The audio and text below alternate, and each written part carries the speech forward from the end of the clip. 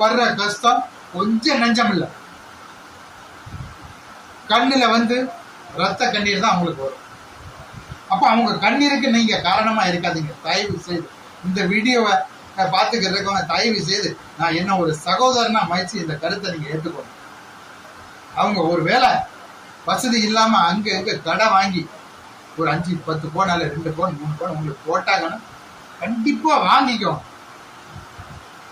வாங்கி திருமணம் முடிச்ச பிறகு அவங்கள கூப்பிட்டு இந்த நகையை நீங்க கொண்டு போகணும்.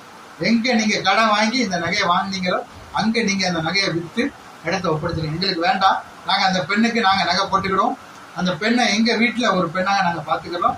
புரியுதா? நீங்க எப்ப வேணாலும் அந்த பெண்கிட்ட நீங்க விசாரிச்சுக்கோங்க, நாங்க நல்ல மாதிரி பாத்துக்கிறோம். நீங்க எப்ப அந்த பெண்ணை பார்க்க விரும்புறீங்களோ நாங்களே உங்க வீட்டுக்கு கூப்பிட்டு வரோம் அப்படின்னு சொல்லி நீங்க அனுப்புனா அந்த பெண்ணை கொடுக்குறவங்க சந்தோஷமா உங்களுக்கு அந்த பெண்ணை கொடுத்துட்டு போவோம். ப்ளீஸ் இந்த ஒரு வீடியோவை நீங்க கண்டிப்பா ஷேர் பண்ணுங்க, மற்றவங்களுக்கு இந்த தகவலை தெரியும்.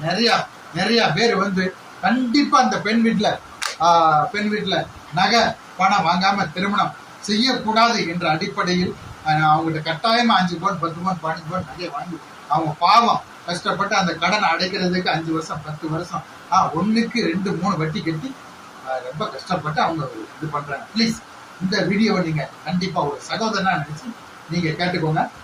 2வது இல்ல நீங்க பதிவு பண்ண வந்தா கண்டிப்பாக என்னென்ன நீங்க கொடுக்கணும்னு சொல்லி நான் உங்களுக்கு சொல்றேன்.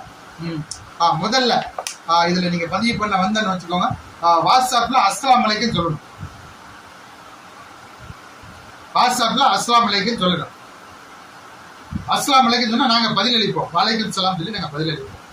அதுக்கு பிறகு நீங்க ஒரு தற்போது எடுக்கப்பட்ட புகைப்படம்னா ஒரு 3 மாசத்துக்கு